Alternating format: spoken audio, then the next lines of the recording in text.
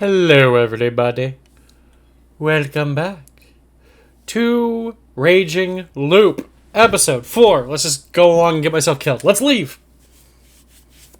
Those who didn't watch the last episode, crazy shit happened. It was probably best to just leave before I got too deep into this and while it was still bright out. I need more water. Sorry.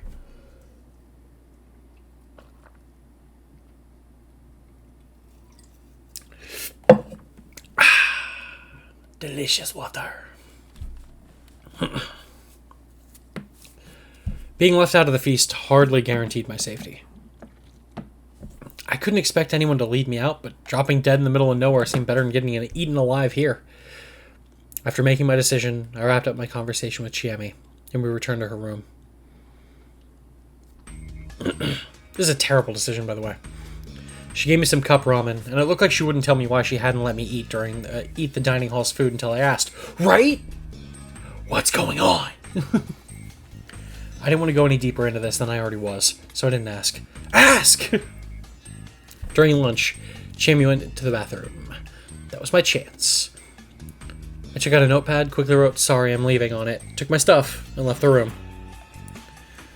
Using the mist to my advantage, I passed the inhabitants and headed to the upper parts of the settlement. Alright, I got to the entrance to the mountain path. The road was unpaved and sided by two giant boulders, reminiscent of a torii without a top. Without a top, Kyle, jeez. I could see why everyone was afraid to go beyond this point. The human mountain forest looked both gloomy and scary. But walking further seemed far less risky than staying in the settlement. I walked ahead. And soon had to stop. The road was ruined. A car would have been useless here, so this is why Mamiya-san and Hashimoto-san couldn't leave yesterday and had to spend the night in the van. However, I wasn't exactly heavy, so getting past this was easy. I had no idea why obstacles like this were enough to hold back video game characters. You could easily walk around it, holy shit. Though, they could have it worse. There was that one game where there was both an obstacle and an impassable cliff-like mist. Silent Hill. Anyway, I kept on walking. Most of the ground here was covered in dead leaves, ferns, and moss, making it really slippery. I supported myself by holding onto nearby saplings, but I ended up breaking a few branches. This mountain seemed completely untouched. Fujiyoshi's people clearly didn't do any forestry. I came across a very steep slope. Climbing up is impossible. I'd come this far avoiding slopes and following the road, but before I knew it, I'd lost sight of the road. It wasn't all that smart, but I decided to keep going up. Logic told me I'd be closer to Kama Fujiyoshi the higher I got. Seriously though, what was up with this mist? I couldn't see anything ahead or behind me. I felt like I was swimming through rice water. Or perhaps milk jelly? It seemed like it was heavier than air and too dense to breathe in. I felt like it would congeal around me the moment I stopped moving. What was I thinking? This was reality, and this was just a mist. I walked up the desolate slope, and kept walking. I had to constantly remind myself that this was just a mist, and this was nothing but reality. I had no idea what happened in the end. Oh, okay. Bad ending. Number 4. Watching corner? I mean, sure. Didn't really get anything out of that. I had no idea what happened in the end. The end. Hey, you've done it now, eh, Chief? Let's get the hint out of the way and move right on to the next one. Bad ending 4. Mysterious death in the forest. Just like the rules say, it seems you can't flee Yasumizu. I don't know why that is, but you probably wouldn't have believed it for yourself unless you tried it once, wouldn't you? Well, Haruaki Fusaishi can just redo things after he dies, for good or for ill. He can retry as much as he wants until he gets it. If you want to go forward, just go back to 3, Yomi, Q, leave Yasumizu, and pick the other choice. Well, that's enough for this time. Die another hearty death next time. Yeah, pretty basic. This was just a dream, right? Do better next time. 1 sheep, 2 sheep, red sheep, blue sheep? No? No? We're not gonna do that? No? Son. Okay. Let's get back on track. Didn't even get a key out of that death. Bullshit. That's the only reason I picked it. Well, we've now died twice in 4 episodes.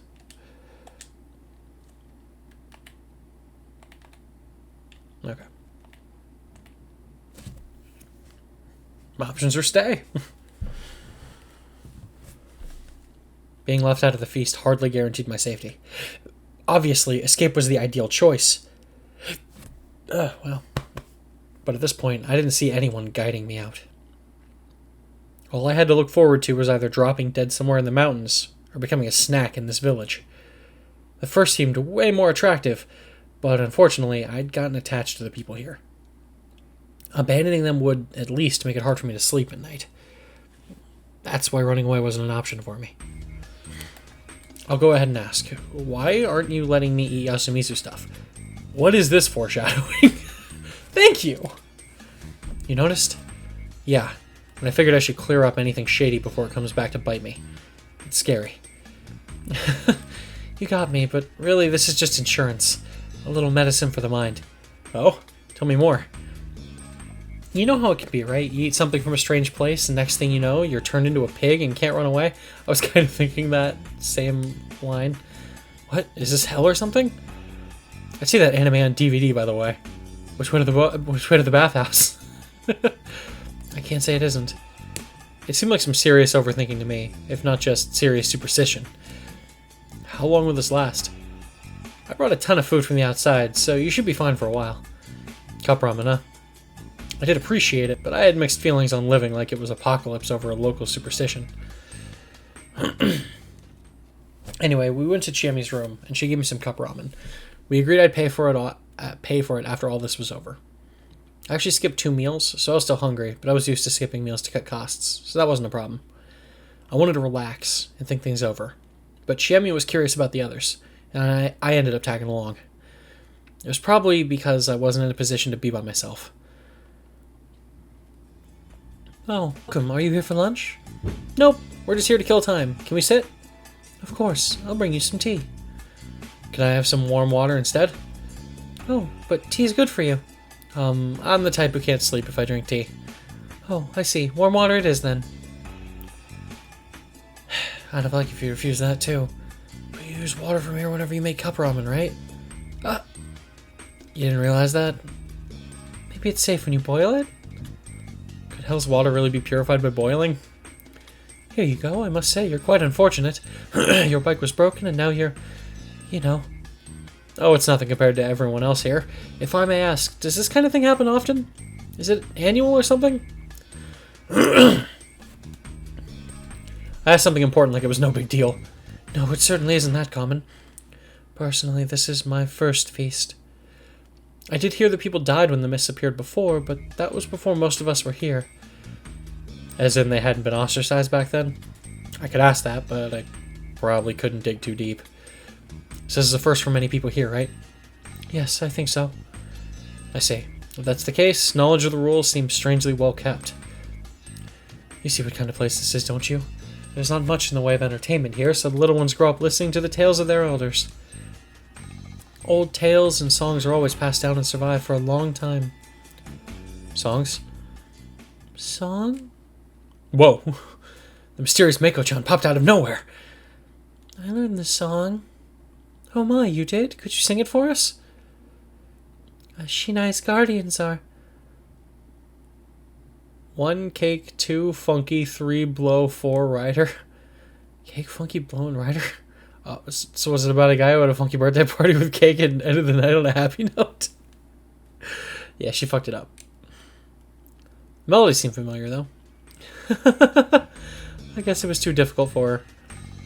Mako, so this is where you were... Ah! Her guardian came soon after. Oh my, I'm sorry. We just had lunch, so this place is a bit of a mess. Kaori Oribe-san humbled herself. Oh no, I'm the one who should apologize. I let Mako wander off here. No need for that. It's a difficult time for us all. You are free to come and relax wherever you like. Very well. A silent thud, and a loud one. The woman just collapsed. Are you okay? Oh dear, are you hurt? Apparently, she wasn't trying some unique form of relaxation. She just tripped on the rail for the door. Oh, it hurts. She put her hands on her throbbed nose and became teary-eyed. The lady's mysterious vibe crumbled in an instant. The woman noticed my surprise and pouted. She might have been more expressive than I'd realized. Okay. Please don't look at me like that. I'm sorry. Now that I think about it, this is the first time we've talked. You might be right. My apologies. Huh? For what? I got you involved in this. Run. Oh, yeah, you told me to run away. I saw the evening mist come, but I'd hoped you could escape. Oh, so that's how it was. A part of me thought you foretold the future or something. Uematsu isn't the Lookout family. Oh, that sounded significant. What does that mean? This isn't something we can share with outsiders. Crap. Jimmy's lack of reserve made me forget my boundaries here. I'm sorry. You're wearing some strange clothes, so I thought you were a Shinto priestess or something. Oh, I'm not that important. Haruaki-san, don't bother Rikako-san so much. Oh, I didn't mean to. I'm sorry, Rikako-san. Oh, you just called me by my first name. Sorry? Jimmy called her that way, so I just thought it was okay. Man, this was confusing. I'm not that bothered. Oh, sorry about that. You two are getting along. I'd have appreciated it if she didn't put me in a weird situation. I'm going back. What about you, Mako? I'll stay a bit longer. I see. Come back before evening. And so she left. She's a bit weird, but still cute, right?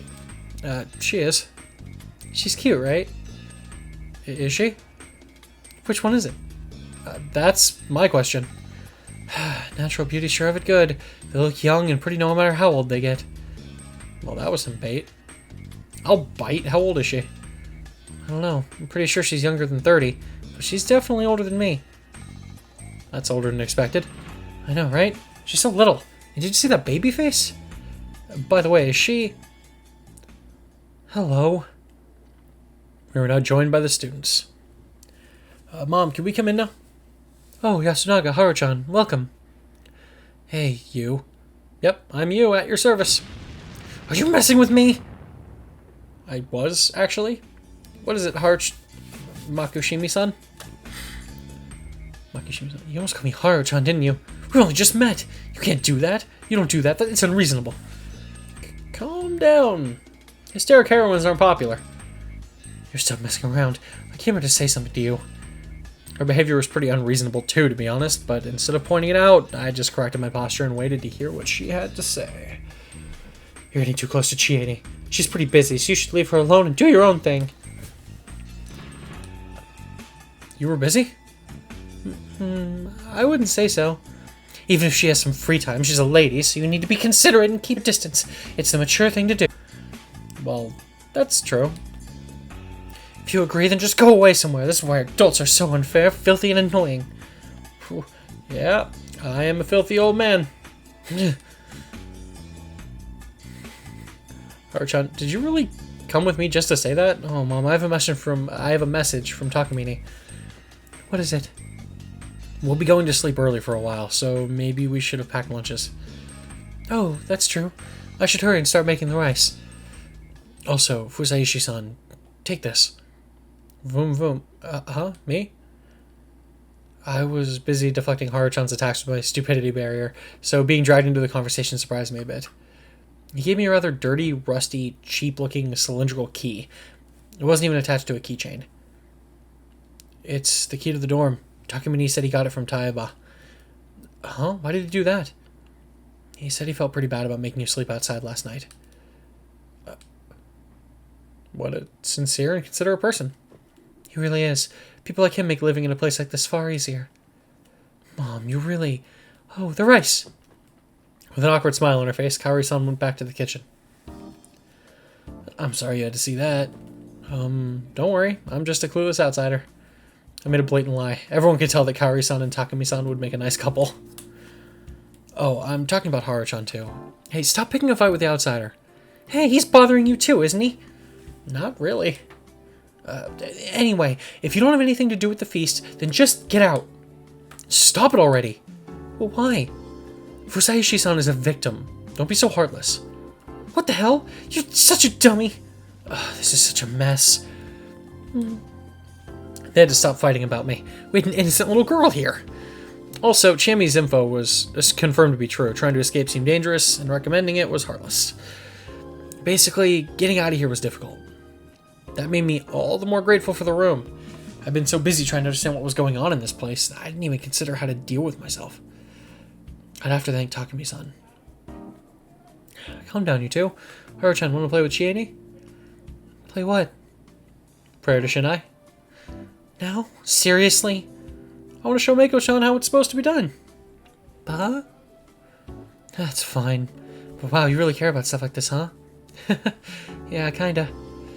Something was about to begin. No longer the center of attention, I began drinking the hot water Kaori-san placed before me. Hot water? Eh. The teacup had a strange symbol enameled at the bottom. It looked like a family crest. Yasunaga-kun. What's this mean? Oh, that's one of the Kamafujiyoshi head family crests. She should just throw it away. His harsh tone made it pretty likely that it was the crest of the Higuchi family, the ones who banished them here. Haru-chan moved a chair and sat down in front of Chami. Can I play the man's role? Sure. Let's go. 1, 2... Shinai-san's guardians are 1, snake, 2, monkey, 3, crow, fighter. I started playing an action rhyme, much like Ring Around the Rosie or London Bridge is Falling Down. Fully in sync, they clapped, slapped their knees, clapped again, joined hands, etc., all according to the rhythm. And there was no mistaking it. This was actually the song I'd heard yesterday morning. 5, prepare for the feast when the evening mists arrive. 6, the badger runs along late with Nair as a fix. They were doing it pretty quickly, so I couldn't see everything, but it was definitely complex. They even raised fingers and made fist bumps. Also, I was pretty sure I'd heard that part somewhere. And for the feast when the evening mists arrive. Oh. 7, the corrupt Yomibito rise to oppose the mountain. Suddenly the song changed in tone. The movement switched up too. Haru-chan hit her face while Chiemi stood up a bit and grabbed her by the shoulders. 8, death of the damned Yomibito is the mandate.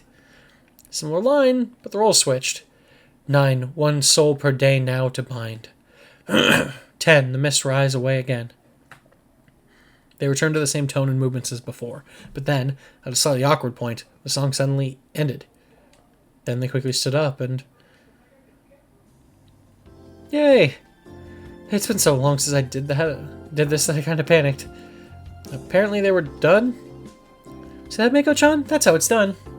Wow, you were so fast I couldn't see it at all! Alright, Haru-chan, teach it to Mako-chan. What? Me? Teach me! Well, alright. Yasukun, there's something I want to talk to you about. Chami's tone was serious. What is it? Yasunaga-kun instantly understood that it was important, but he seemed to be mindful of me. If it's about the feast, I shouldn't be here, right? Sorry. Chami gave me a meaningful look as I left.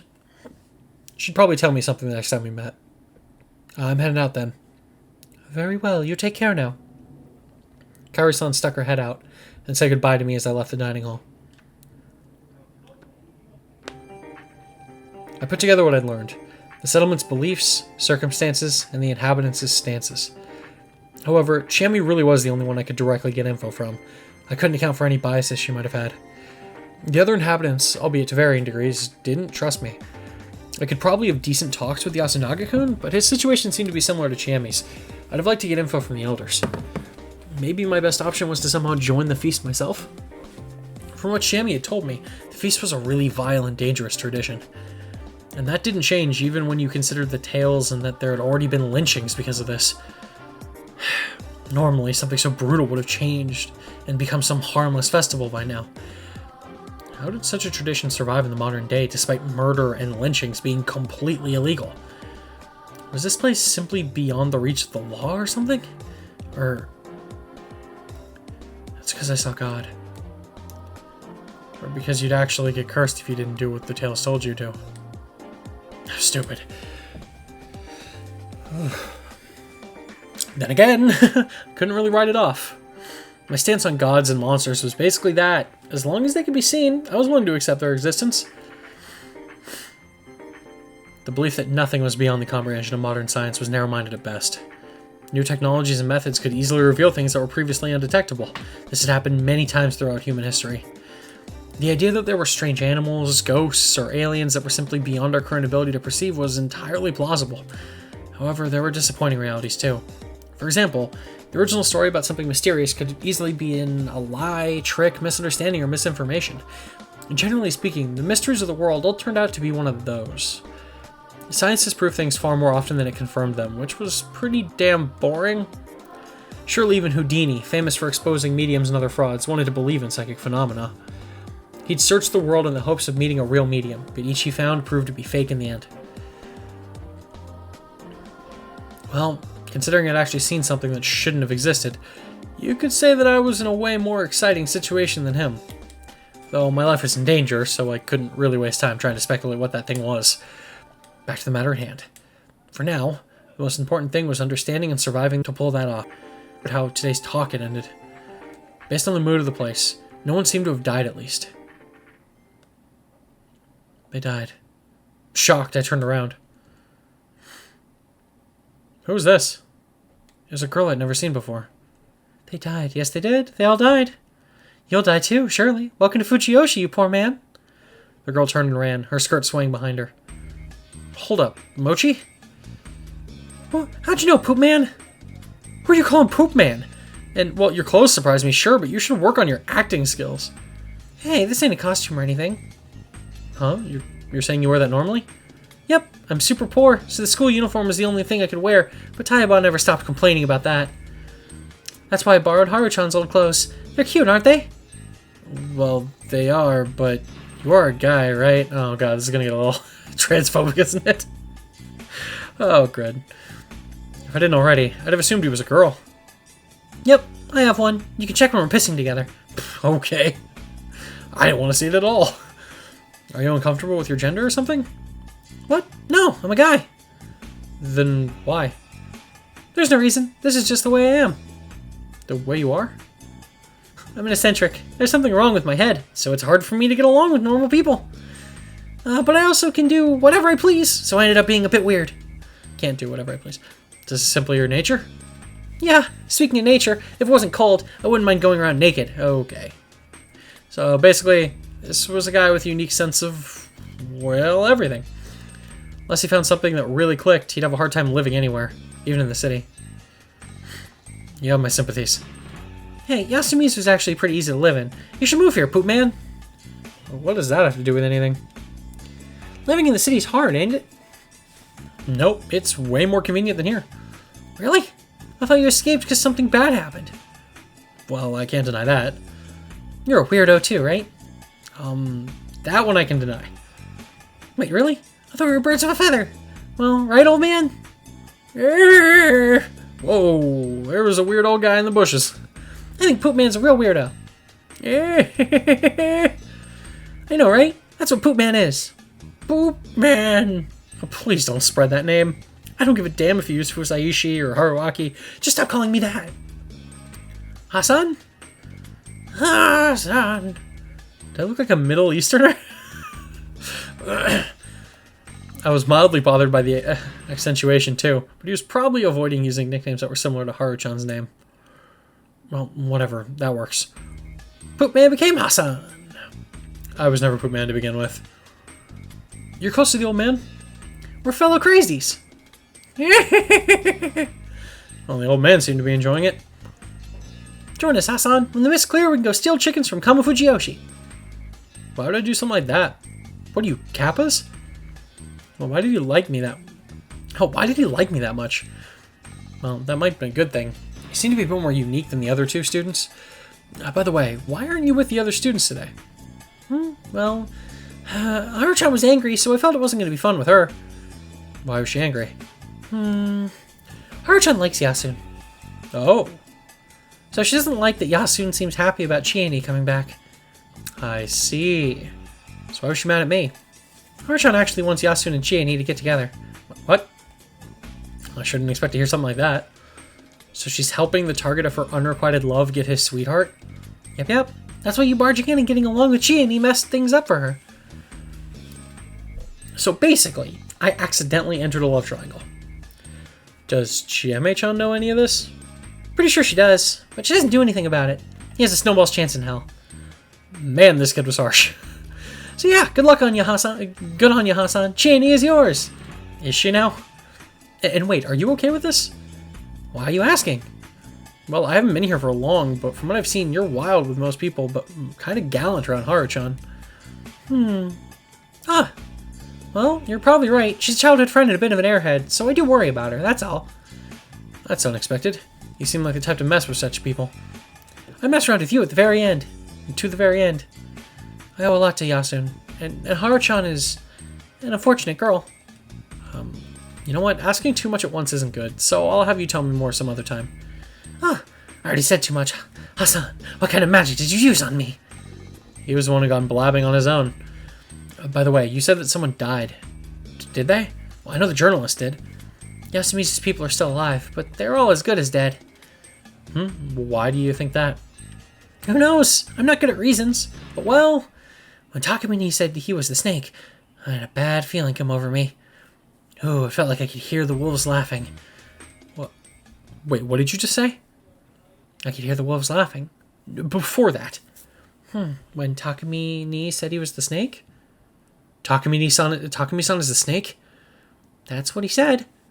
I got some urgent business. Mochi, old man, see you both. Huh? Wolf is coming! You knew? Shit, I didn't have the time, nor the connections. Muro-san. Huh? What? That was my line. Why was he farming at a time like this? Thank you for the key. Oh, don't mention it, but don't walk around by yourself. Everyone's on edge as it is. About that. Do you know how many humans the wolves can kill per night? Chemi wouldn't told you about it, huh? I insisted on it. In fact, you had to have seen that coming when you sent her to meet me. The info I have is still limited, but I'm a bit worried. Oh, sorry. If I have is still a bit limited, but I'm a bit worried. Sorry to bother you, but can you tell me more? Sorry, won't cut it. It's a huge bother. I don't want to waste any time on this dumb shit. I have a farm to care for. I thought you and Shiemi would understand, but you're serious about this too? Well, you really didn't seem all that bothered by all this, but 2 people already died. What of it? Huh? Listen, people die all the time, and I'm always stuck cleaning it up. What? What was he talking about? Did you see the aftermath of the landslide uphill? It's been like that ever since the Nosato got to work on the place 8 years ago, and it collapsed. They were too freaked out to even clean it up. I ended up digging out the workers' corpses and burying them. I had no idea that was such a big deal. Then there's the idiots from the city coming here just to hang themselves or getting eaten by wild beasts. Me and the old man always have to deal with the mess. It's not rare for Saranaga to bring us corpses either. I don't know if they're mountain fishers or something, but it's dangerous upstream, damn it. And yet no one cares. I pick them, give them all nameless graves, and leave it at that. Beasts, corpses, you never know what you'll find in the mountains, kid. But this time, it was in the village. Yeah, I was wondering about that too. Never heard of Asian black bears eating humans, so maybe we got a pack of actual wolves here. You're saying that was done by beasts? And you're saying that was done by humans? What of it? We just have to create a night patrol. Why the hell do we have to kill each other? This person was hard to read. There was no denying he had a good head on his shoulders. He was reasonable and skeptical about the unknown. On the other hand, there were some things he put even above rationality. It felt like something you could call Yasumizu's rules, or better yet, fellowship. He looked at the situation from the perspective of, I gotta protect Yasumizu. He did whatever he could within those constraints, but he was in denial about the existence of enemies originating from within Yasumizu. To him, the situation was just a common sense of some outsider died, so what? Or maybe that was what he really wanted to think. That made the situation very bad, but I, being an outsider, couldn't say that. That's true. Like you said, there's something wrong with anyone believing such superstition. He looked displeased. What was I supposed to do?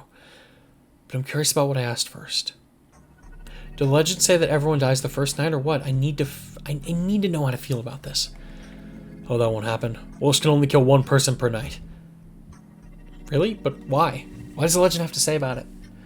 What did Bachan say again? No one can go against the laws of the mountain. Not even the Yomatsu Okami-san. Yomatsu Okami?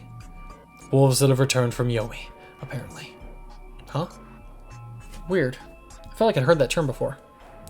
So wasn't it weird that the laws applied to the wolves too? They were on the Yomibito side, as in those opposing the mountain. And I was pretty sure the law of the mountain said that only one person could be killed per day. Lynching one during the day was the limit, and killing more than one per night was against the rules. Both would make you a target of the corruption. It didn't make much sense to me, but at least I found out that the wolves too could only kill one person per night. Sorry for bothering you with weird questions. I'll get out of your way. Oh, right. And by the way, if you need an extra pair of hands, just ask. I won't meddle any further than I have to, but you're letting me stay here, so the least I can do is earn my keep. Yeah, sure. His last reply was half-hearted, but at least I got a bit of the rules I was missing. When I came back to the dining hall, I found the students, Chiemi, and Yoshitsugu-kun, Yasunaga's little brother. Mako had left. It's Poop Man, Hassan! Poop Man? What? The name still got a chance to spread. That aside, I had to find out what was happening at today's feast. Recalling what Mochi had told me made this kind of hard. Sorry, but can I borrow Chiemi-chan? Wow, I sure am popular these days. Why, you just can't take a hint, can you? Haru-chan, let's just help Mom. You say something too. It's probably something complicated. I'll be the one who breaks the plates. Haru-chan, you be the one who holds them back. Huh? Hey, what's going on? Sorry about the commotion. What did you tell Yasunaga-kun? We talked about today's feast. Things aren't looking good. Yeah, I figured it was something like that. Chikamochi-kun told me that Takumi-san revealed he's the snake. He did. Are there any other snakes? Others? No, there's only one snake. The mountain gave 4 kinds of guardians. The snake could ask the mountain whether one of the participants was a wolf or not. The monkey was the only one of which there were 2. They had the power to know who the other monkey was. The crow could determine whether the person who was lynched the previous day was a wolf or not. And the spider could ask God to protect one of the other participants from the wolves' attacks. Honestly, if the so-called God really had that power, I'd complain to him that he should protect everyone. And as far as I knew, anyone who didn't have a guardian was either a powerless human or a wolf. The humans could kill a person during the day, while the wolves could kill a person during the night. It was a battle for survival. The humans had to do everything to find and kill the wolves. If they couldn't find a single wolf during the feast, the whole event was completely meaningless. The wolves would simply crush the settlement. If you ignore the fact that it's murder, the fact that you didn't choose a wolf suspect today is pretty bad. It's a day wasted, isn't it? Yeah, that's what I told Yasu-kun. Then there's the fact that the snake outed himself. It's pretty bad. She understood it well. We couldn't expect the help of the police or getting a forensic investigation, not to mention we were up against supernatural monsters. As things were, the snake's power was the only way to find out who was a wolf or not. In other words, losing the snake would mean losing their most powerful weapon against the wolves. But he should be fine for today. The spider will protect Takamine-chan. Huh. Hold on, we also know the spider? No. Yasu-kun suggested that whoever it is keep it a secret so that the wolves don't find out. Sharp. Kanzo-ji-chan agreed, and we went with that. Seems like the right move. It does. We probably should have done the same with the snake. They really should have. It was the best to secretly gather info without revealing their guardians. Especially for the snake. He should have kept quiet and used his power to find out as much as reasonably possible before revealing himself. I knew it was difficult to figure out right away, but the fact that the snake, the most important role, was the first to be outed was really bad. From my perspective, Takumi-san had been so focused on protecting Yasumizu himself that he'd made a terrible mistake. He appeared calm, but I wouldn't be surprised if he'd realized this and was actually pretty shaken. What do you think will happen? She asked like she already knew the answer. The spider was told to protect Takumi-san. The wolves obviously heard that. If they try to go for him, the spider will stop them, right? No idea how, though. Yeah, and with that, they'd lose one day's worth of murders. Shemi seemed to process this as a logic game, too. If I were a wolf, I'd ignore Takumi-san and go for someone else. You think so, too? Who do you think they'll go for? I don't know. I have no idea what the wolves are prioritizing. If they prefer the blood of women and children, they'd probably go for the younger people. Scary. Don't worry, you're not the youngest girl here. I'll kill you. It's fine, you're still the prettiest. I'll forgive you. Though that still sounds pretty bad. Who knows what they'll do before killing me? I'm pretty sure there were plenty of things they could conceive. Apparently, there was another layer to the worst possible scenario. If they were not killed based on their preferences, then they'll kill someone whose death would shake the villagers. That'd be someone influential, or a player who's invaluable to the humans. That'd be Kanzo Jichan, or Yasukun. That seemed likely. Yasunagi-kun was the only one who'd done something helpful for the villagers this time. He seemed to be the leader of the high schoolers, and had a good head on his shoulders. But his ideas required Kanzo Makishimishi's approval, which made it pretty clear he was a standout. Honestly, I'd expected him to take more initiative than he had, but the fact that he considered the younger people's opinions showed real leadership skills. In any case, he wasn't someone the humans wanted to lose. Oh yeah. Did you decide who Takumi-san will investigate? Yeah, it's Kyonosuke-san. Huh? What's with that choice? What do you mean? He asked for it, and we wanted to prioritize those who were the least popular, and to make them safer. I wasn't so sure about that choice. Those who were confirmed as non-wolves would have much more freedom to act. At the very least, they wouldn't be suspected as wolves who were just trying to exploit the situation during the feast. That being the case, shouldn't they have opted to choose a potential leader to investigate? Well, I didn't really know if Kyonosuke no Satoshi had the skills, but from what I could tell, he definitely lacked the influence to lead. If they wanted to secure a reliable leader, they should have went for someone like Kanzo Makishimishi. But wait, if the snake's target is killed by the wolves, the snake's power will be wasted, right? The dead can be investigated by the crow, after all. Huh? No, those killed at night are chosen by the wolves, so they're obviously humans. The crow can only investigate those chosen and killed during the daily feasts. Oh, I see. Makes sense. Whatever the case, perhaps investigating Kyonosuke-shi wasn't that much of a mistake. Did that mean that they were actually doing a decent job? Well, it'd be pretty bad if Kanzo-shi was the one to go. Chemi looked gloomy. She and I probably felt that it wasn't a complete blunder.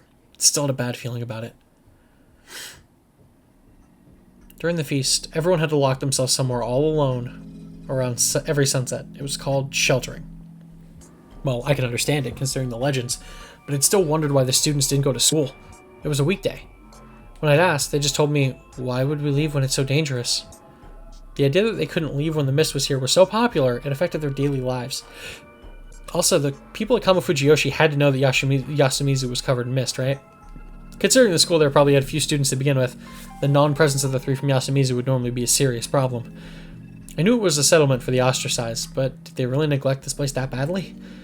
Looking at it from that angle, it was safe to assume that the local villages, Kamafujiyoshi included, actually concealed the Feast of the Yomi Purge. Yeah.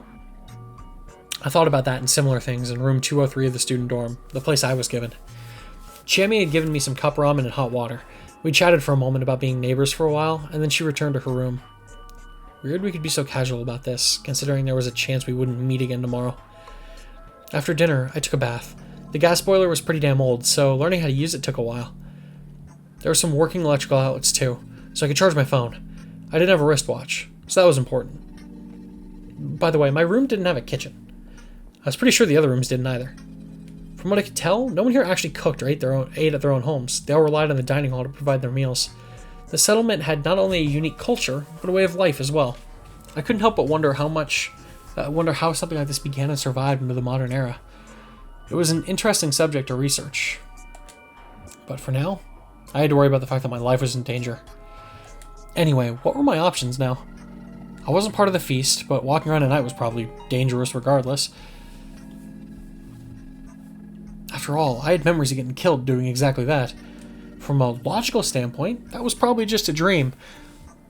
But it had a quality to it that made it hard to believe it was. I had to be careful until I was certain. I wonder if I'm gonna die again. Actually, I wonder who is gonna die. Because now we actually basically know all the characters. So it starts getting tragic no matter what. Then again, I had a record of surviving by just not making any noise at night. Maybe I should have stayed awake and looked around. Also, Takumi-san had said they were going to have someone keep watch at night, didn't he? Was he going to do it himself? Considering the snake's importance, he shouldn't do something so dangerous. Shit, they'd barely decided anything in the feast. I wasn't getting enough info either. I felt like I barely knew the basics. Talking during the feast meant giving info to the wolves, but if the humans kept too many things hidden, the wolves would end up knowing way more than them, and that was just dangerous. Still, there was a limit to what I could do in my situation. If I kept being the messenger I was today, I could create a huge imbalance of info myself. Not to mention, I could be deemed suspicious and lose the residents' trust. Shit, what was I supposed to do here? Was it best for me to just stay quiet and wait for the feast to end? That wasn't like me at all. There was a mail slot on the door. I opened it up and looked outside. Everything was still covered in mist, so I couldn't see much. I could only see the handrail and the branches going in the hallway. But maybe I could see some intruder if I kept staring? Not likely. After all, this was the room at the end of the second floor. Haruchan's and Shami's rooms were closer but to the stairs, so I couldn't see anyone going to attack them. The only time I could see the monster come would be when it was coming for me. Maybe keeping watch like this was the most important thing if I wanted to stay alive, but I found it hard to put my own life on the priority list. For some reason, I felt like if I died, I'd just go back to the starting point. Yeah, better not think that. Anyway, I had to stay awake. I still had many things to worry and think about. Sleepy, sleepy, sleepy. No. Boom. Wed. This day. What? As I woke up and tried to move, my head rubbed against something tough, and then smacked into the doorknob. I writhed in pain. What was going on? Did I fall asleep against the door? Was I more tired than I thought? I was glad I didn't die and all, but this was a failure in my eyes. Sleeping in an unnatural position made my whole body hurt. I wobbled over to my fully charged phone. It was 6 o'clock.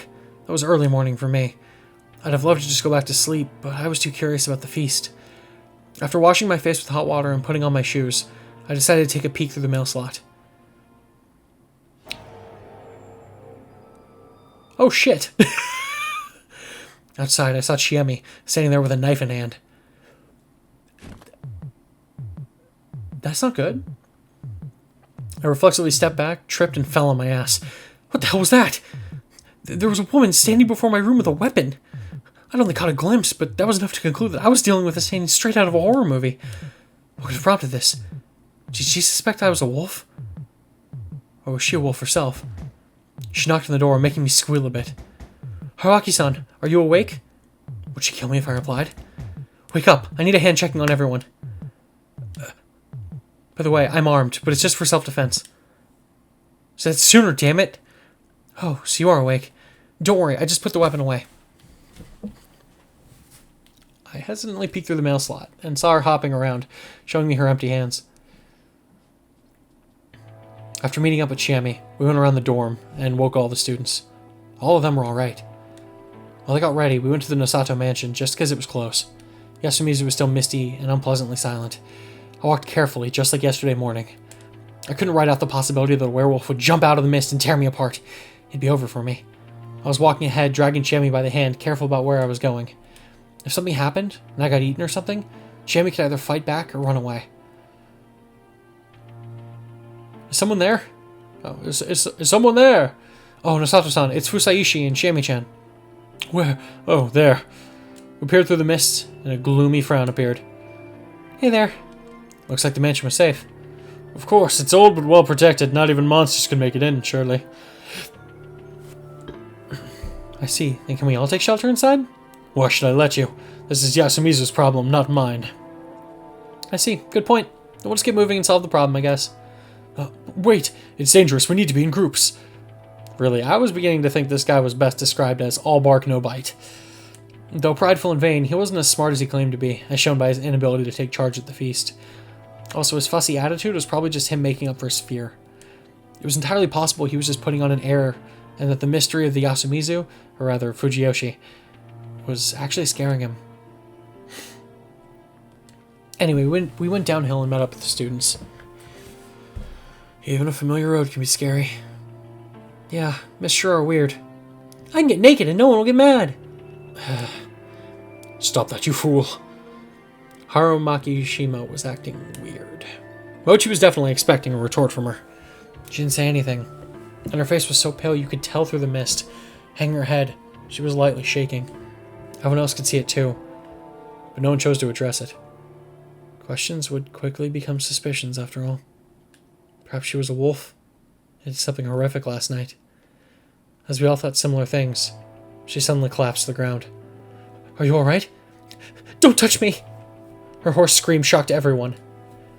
Haru-chan? Ni-chan, I just... Sorry. Right now, Yeah. I can understand if you're on edge. Be careful about where you walk. We didn't slow down. Haru-chan, not touching anyone's hands, was at the rear of the group. As we walked, trees and stones drifted in and out of visibility through the surrounding mist. Our vision was so limited it felt like the world around us was changing with every step we took. A tunnel of trees, a path in the paddy field, a stone platform, a concrete stairway. We walked between realms every passing second. I was still wondering about Haru-chan. What was on her mind? Was she afraid? Or wary? After descending for a bit, we arrived at the plaza.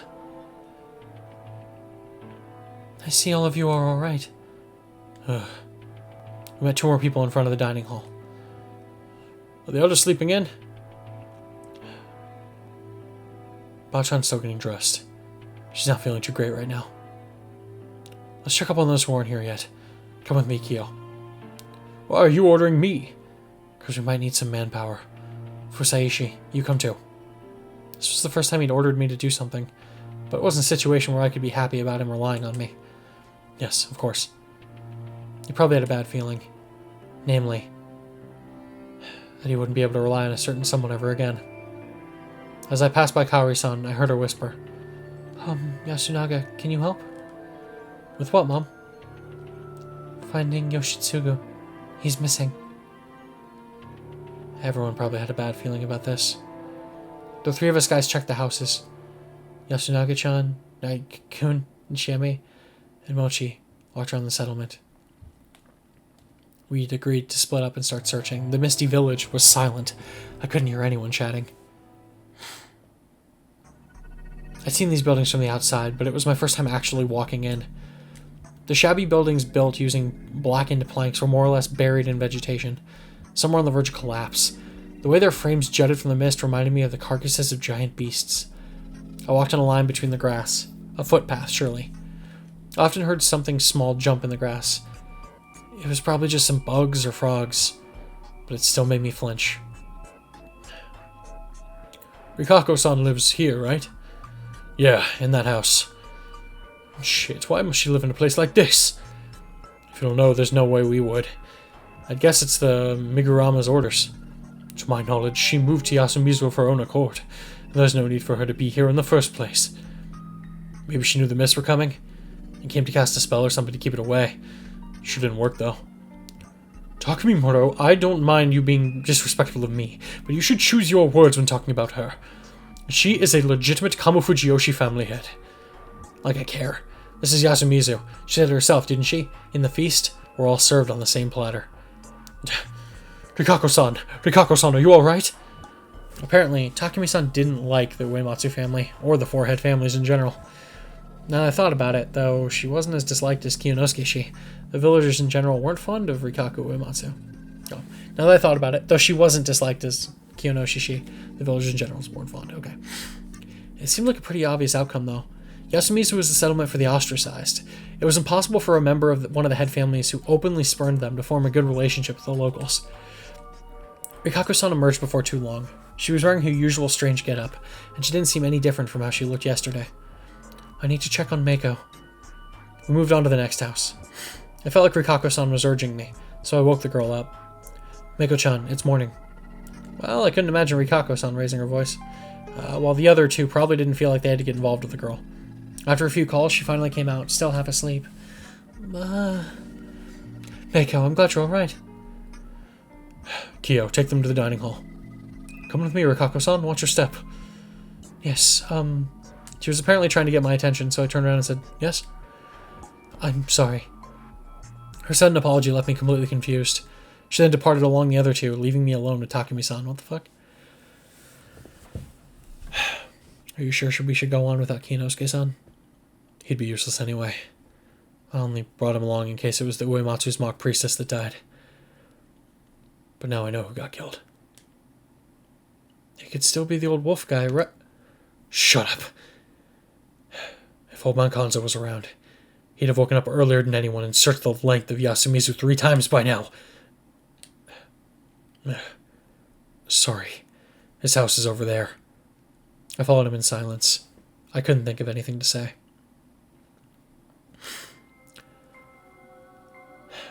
The fact that the door was unlocked made it clear that something wasn't right. The moment I opened it, my nostrils were assaulted by a smell I'd experienced just yesterday. The reek of a fresh corpse. Damn it! Damn it! Damn it! Unlike Takumi-san, who was looking away and cursing, I did my best to burn the scene I witnessed into my memory. I felt like to avert my eyes would be disrespectful, and chided myself for wanting to look away. This body was much more intact than Mamiya-san and Hashimoto-san's. That made it much easier to become painfully aware of the fact that this was a human, an intelligent life form who was with us just yesterday like it was no big deal. There was one problem, though. The part of the body that used to be the head was completely destroyed. There was no part of the head left untouched. It was that thorough. It was obviously the result of relentless, heavy, blunt attacks. Everything above the neck was just a strange, flat mass of shattered skull fragments and white and red organic matter. Compared to it, everything else was largely unharmed. The old-looking clothing, and the unexpectedly robust chest for someone his age. Were all proof needed to know that this was the body of Kanzo Makishimishi. We'll clean it up? What else? Please wait a bit. What are you gonna do? Find out as much as I can. Since we had no idea when we could get out of here, protecting the scene of the crime for an official investigation meant we had to leave the body to rot here, and we just couldn't do that. And considering the horrible state it was in, the villagers probably wanted to take care of it their own way as soon as possible. Not much I could do to stop that. Thus, I did my duty as someone without such obligations. This corpse was completely unlike the ones from yesterday. While those two were destroyed completely, the damage on this one was focused on the head. The weapon clearly wasn't sharp. They'd used something blunt. The skin on his face was torn, but not sliced apart, and the skull was shattered. This was caused by repeated blunt attacks on the head. It wasn't my job to picture whether there was some profound grudge in this. The only clear thing was that the wolves killed him using something blunt, not claws or fangs. And it was obviously done with dedicated intent, not accidentally. At the very least, the entity that made this corpse wasn't the same as the ones that made the ones from yesterday. It made sense if you separated them and assumed that yesterday's was the corruption, and today's was the wolves. But the thing I'd seen when I was walking around at night that time had been the appearance of a wolf. Or rather, a werewolf. If the werewolves were the ones bringing the corruption, then the tale all this was based on would make even less sense. If the corruption was Great Lord Shinai, the mountain god's punishment, it'd be weird for it to be delivered by the wolves. Holding back my nausea, I looked back at the corpse. Then I rolled back my sleeves and reached for the destroyed head. Hey, what are you doing? I'm pretty sure I'm wrong, but I still have to look. Decapitation meant body doubles. Mystery Writing 101. If someone brought in and killed a person with similar build to Kanzo-shi's, then left him here, his death could easily be fake. Did Kanzo-san have a silver-capped tooth in his lower jaw? No, he didn't. His voice was strangely forced. I looked at him and realized he was kind of pale. I might have overdone it. Still, I couldn't be soft in this situation. He was proud that he didn't need any crowns or anything despite being over 60. Why, did you find one? No, I only asked to prevent any misdirection. It's a healthy set of teeth. What the hell?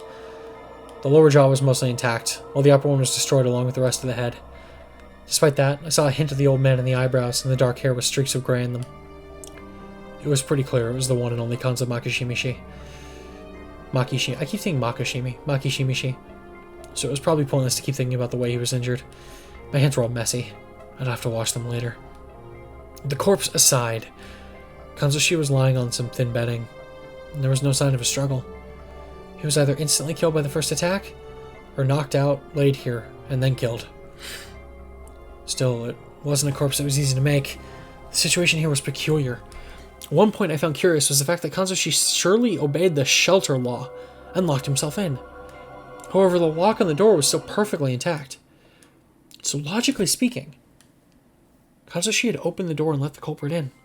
There was no sign of resistance, so it was probably done by someone he felt safe with. Or they have like a way of unlocking a door. However, if this was a normal killing by the standards of the Feast of the Yomi Purge, then this was definitely made possible by something unnatural. Back to the situation at hand. Exactly. The futon and everything around it were bloody, obviously, but there was another strange thing about the crime scene. The dampness. Some spots were really wet, and clearly not because of the mist. It was like the murderer purposely spread some water here. Were they trying to wash away the blood splatter on them? But there's no point in doing it in front of the body. The footprints were faded. Were they trying to cover their tracks? They were still pretty visible, though. It was more like they put bloody footprints on a futon and tatami that was already wet. The shape of the prints told me they weren't made by Western shoes, Japanese clogs, or wild beasts. They were just long ovals reminiscent of those made by Zori sandals. There weren't many of them, though. Most of the blood was absorbed by the futon. But from what I had, I could tell there was only one type of footprint.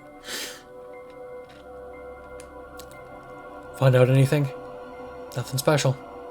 Thought so. You don't specialize in this, do you? Sadly, no. All I knew was that the culprit was a very dangerous human. As I washed my hands, Takumi-san removed the sliding door and put Kanzo-san's remains on it. He covered his destroyed face with a nearby hand towel and prepared to carry it. You take the other side. Got it. We lifted it up and, yeah, this was definitely a job for two people. We went out into the mist.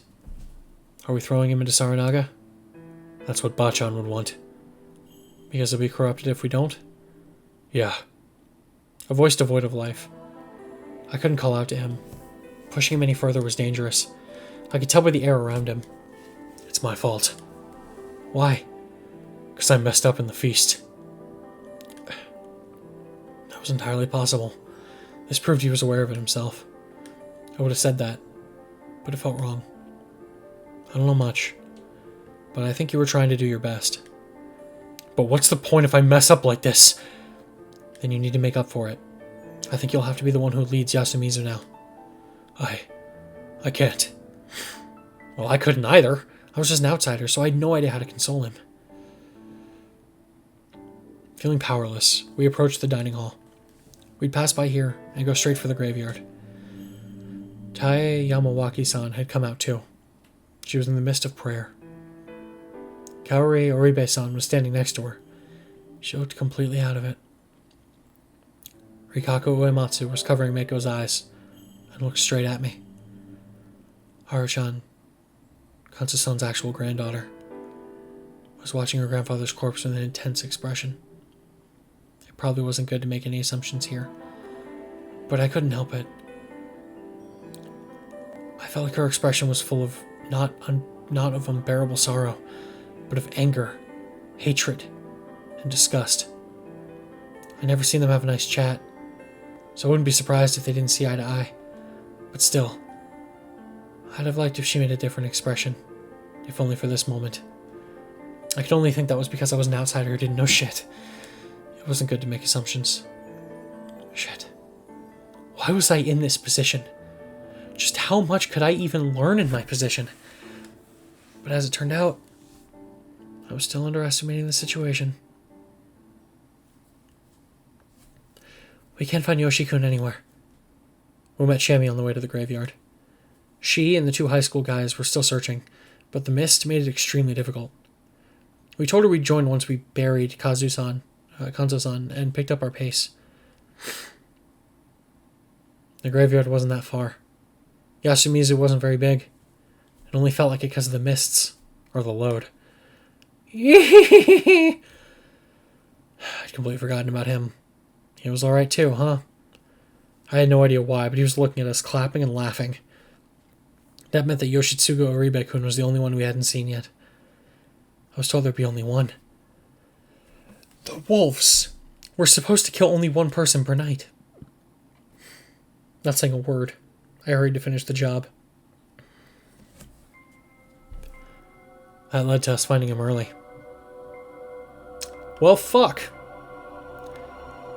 Yoshitsugu-kun was on the shortest path to the cliff, and the grass of the graveyard, though Takumi-san had only noticed him by chance. That was how deep in the grass he was. And how many pieces of him there were. It reeked of death, too, but it was mixed with the smell of trampled grass and a strange, beastly odor. Maybe not all the blood around here was his. Unlike Kanzo-san, he left clear proof of a tough battle and intense pain. Yoshi, you had guts. Takumi-san's voice was shaking. He picked up a soccer ball-sized object. Half-eaten and basically a shadow of what it used to be. It clenched its teeth, even in death. Can I? Takumi-san gave it, Yoshitsugu-kun's head, to me, and I put a finger in my mouth. In its mouth. I was curious about what was stuck in there. What I found was a clump of beastly fur. He literally fought tooth and nail, resisting until the very end. Resisting what? Obviously the being that brought the corruption. It didn't take long for the news of Yoshitsugu Oribe's death to spread across the village. I'd heard that the pain of losing one's child was beyond any description. Even so, Kaori Oribe-san broke down so badly it felt abnormal. The mild-mannered woman became a mad beast. We had to band up to keep her from running to where we found Yoshitsugu-kun's corpse. We'd already gathered it up and thrown it into Saranaga after all. Takumi-san kept a tuft of the boy's bleached hair, which he gave to Kaori-san. She instantly put it in her mouth. Though her wailing and choking, she did her best to chew and swallow it. It was a wretched, gloomy, and miserable sight. Though, it might have been an act born of ultimate motherly love. Whatever the case, no matter the shape, it was too late to try and bring her child back into herself, not to mention absurd and pointless. That was how it looked in my eyes. Let's begin the feast. We gotta do something about the one who killed the old man and Yoshi. His words got the attention of basically everyone present. But they didn't reach the sobbing mother and her older son, who was gently consoling her. Yoshitsugu-kun. Why did he have to go against the laws? His efforts and death had only worked to corner not just his mother, but everyone else here. It was useless. He'd gotten some weird fur for us. No one, not even me, had any doubts about what we were dealing with here. A situation where everyone was desperate, acted on their own accord, and didn't know how to use their lives well was basically the worst. And apparently this line of thinking I'd had would foreshadow the next turn of events. And with that ominous fucking line, I think we should end it here. Oh god, okay. Whew, wow. So we're 4 people dead in 4 episodes. Let's keep that pace up. Fuck though. Okay. Yeah, now we're getting somewhere. Oh baby. Oh yeah. Time to have a bunch of people argue about killing each other and hanging people. That's what I'm in for. That's my life. All right. Thanks so much for watching, everybody. I hope you enjoyed this little video, this game. If you did, like the video, subscribe to the channel. Other weird things that you can do? I don't know. Fact is, thank you so much. And I will see you guys in the next... Wow, I just clipped the audio with that. And I will see you guys in the next video. Bye!